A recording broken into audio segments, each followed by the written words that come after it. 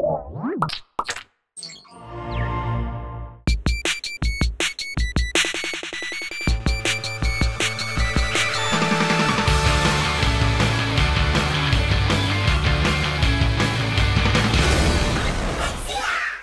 episode of Tekzilla is brought to you by GoDaddy.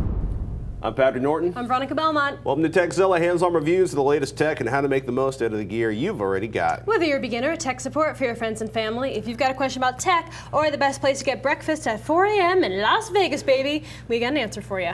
And if we don't, we'll track down someone who does. Happy New Year! Happy New Year's! Happy New Year! Happy New Year's! Happy New Year! Happy New Year's! Another year. Woo! Have you resolved to back up regularly? Yeah, oh, I already do. Have you resolved to back up regularly? Mm-hmm. Yeah, we've got 5 more days until our CES coverage begins. Woo! Woo! 6 yay for you days. Guys! Yay for you guys! We'll be hydrating. That's what I have to say. I think I'm bringing a Camelback this year. Oh, that's a good idea. This is the year I don't lose my voice. That is a good idea, actually. I have a backpack that has a little reservoir in it as well. Not a Camelback. But the same basic concept. Yeah, it's like a Gregory bag, but it has a reservoir. Might have a Camelback. Maybe the reservoir might be a Camelback. It's not. It's like a platypus. A platypus. I think it's called platypus. Platypus. But anyway. We're going to be doing a ton of short format, product-centric videos from the CES show floor, and Revision 3 is going to be hosting a live show, I want to say 3 or 4 days at 3:30. Meanwhile, my first act of the new year was going to be showing off the filters in my Antec case. What? Oh, it's pretty cool. The filters, Robert Hare was really big. He's like, you got to get a case with filters this time. And what they basically do is they put a filter in between the outside of the case and the fan. And now the inside of my case is dust and dog hair free. The filters, however, are disgusting. Well, that's a good idea, though. It's a brilliant idea. Is it hard to clean the filters, or do you have to replace them? Basically, you just rinse them underwater. Oh, that's nice. I should have done that in my new gaming PC build. Well, you can also do the whole, like, rubber banding pantyhose as a filter on the inside and the outside of the fans. I'll have to buy some pantyhose. Yeah, I'm not saying you have pantyhose. No, I don't have any pantyhose. That's why you go to the pantyhose section of your local department store. Pantyhose are us. Actually, what do they call them? Supermarkets. Supermarkets? I shop at one regularly. They still sell pantyhose at supermarkets. We should probably get right on to our first segment of the new year. Roger Chang is going to do something you've been asking for, a step-by-step cloning demo using Macrium Reflect.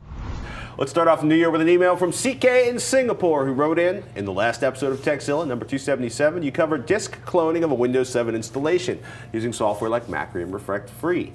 However, I didn't have much luck with it. I recently got an OCC Vertex 320 gigabyte SSD and used Macrium Reflect to clone my C partition over. It wouldn't boot. I tried CloneZilla and Easiest Backup, and I can't get them to boot either. I tried the repair option from the Windows 7 installation disk, and it blue screens oh deaths while booting. In the end, I tried the built-in disk image software, but I'm still running into problems. My primary drive is a 500 gig Western Digital black drive partitioned into a 100 gigabyte C partition, and the rest is D. The disk image is too large to restore into the SSD, even though I had chosen to image only the C and the 100 megabyte hidden partition. In the end, I had to move whatever I had on the D to another drive and delete that partition before the image creation and restore would work. I still couldn't boot until I did a repair, but it was fine after that. While we're still on SSDs, can you talk about SSD optimization in Windows 7? I'm still getting a rather long boot up time for my SSD, but once I get into the desktop, everything appears very snappy like it should. I've also tried a fresh installation, and the boot up time is still kind of long compared to my 2011 MacBook Air. CK in Singapore. Oh boy. Well, first of all, comparing the OS X startup time, the Windows startup time between a notebook and your older PC, probably not a valid comparison. Probably not. That said, if it took a minute to boot up Windows with your standard hard drive, it should take like 15 seconds or faster to boot it up with your SSD. And cloning can be a tricky business, so we've actually invited the master cloner himself, so Mr. Roger Chang. Thank you for having me. So cloning, if anyone doesn't know, it's essentially you're duplicating or mirroring contents of one drive to another. And this is the free edition, so a lot of the bells and whistles that are in the pay-for version are not here. And as long as you do a search for free edition, you'll find it, and it's only available on the CNET download. Right. So when you go to their site, you have been informed.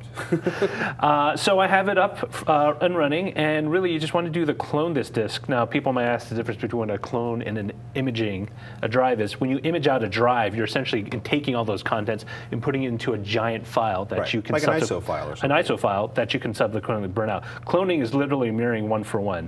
So I'm going to do this. Now I am going to check the make sure that each source is selected.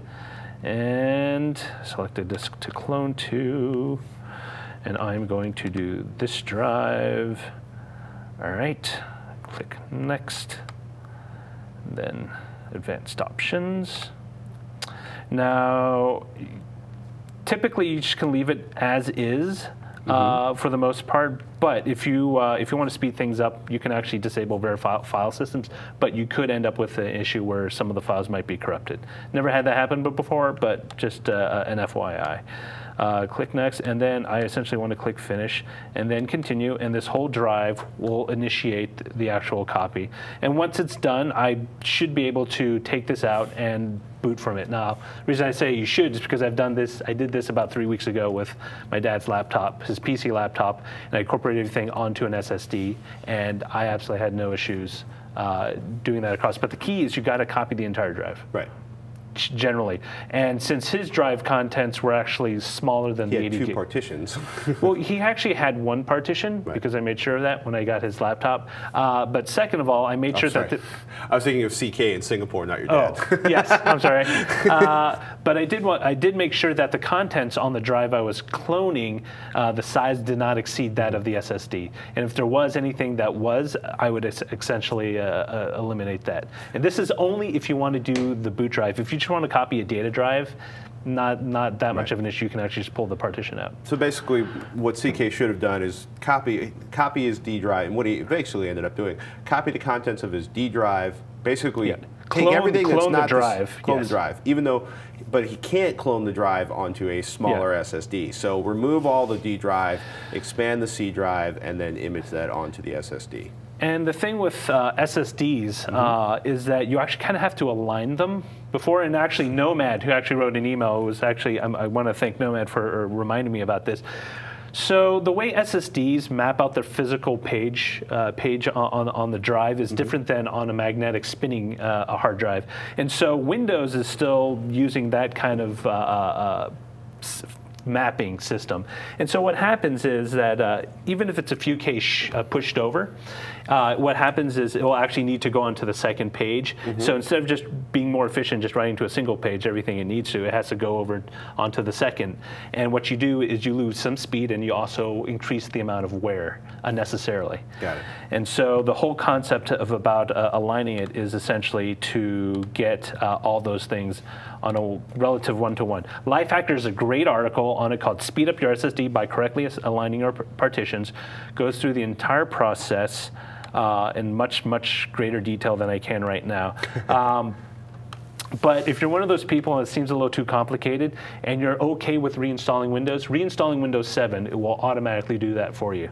Now, if you're cloning, it's a different issue because you actually, it will shove it over a few K. And how you kind of know whether or not your system is properly aligned is if you go into components and storage and disks and you look on your drive, you'll see this little setting that says partition starting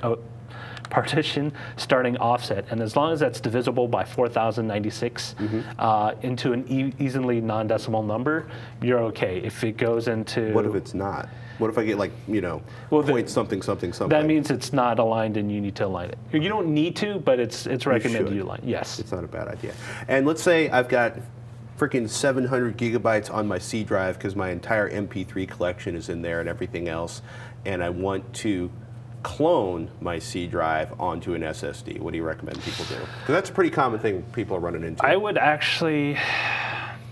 See, in situations like that, I usually just tell people to reinstall onto the SSD and start fresh. Start fresh, and more importantly, and this is very important for people who run SSDs, typically start segmenting out everything you don't want to have reinstalled onto a separate drive. I do this at home. My SSD has only my OS and a couple of often used applications on the SSD. Everything else actually sits on a second or third hard drive.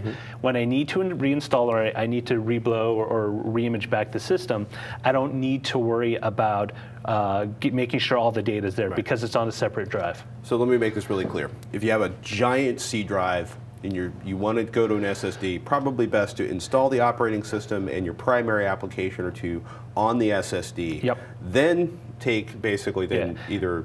It's more effective that way than to kind of do it what you have already, because in my experience, it takes longer. It takes more elbow grease to do it the other way rather than just starting from a fresh slate. Just check it. Yeah. Ladies and gentlemen, Mr. Roger Chang, who spent more time with Macrium Reflect than any other human being I know. Coming up next, we're going to see if we can cure Serafina's PC problems with a new power supply. Veronica's going to talk about her new gaming PC upgrade. But right now, let's take a moment to thank one of our sponsors. Get reliable, secure web hosting. How? Without a long-term contract. GoDaddy's hosting plans, bigger and better than ever. 99.99% uptime, free 24/7 support, and no annual commitment. You can download GoDaddy's free iPhone, Android, or BlackBerry app, order right from your phone, manage your current domains, and quite a bit more. Want a discount? Just use the code TEK13. That's TEK13. You get 20% off any 1, 2, or 3-year hosting plan.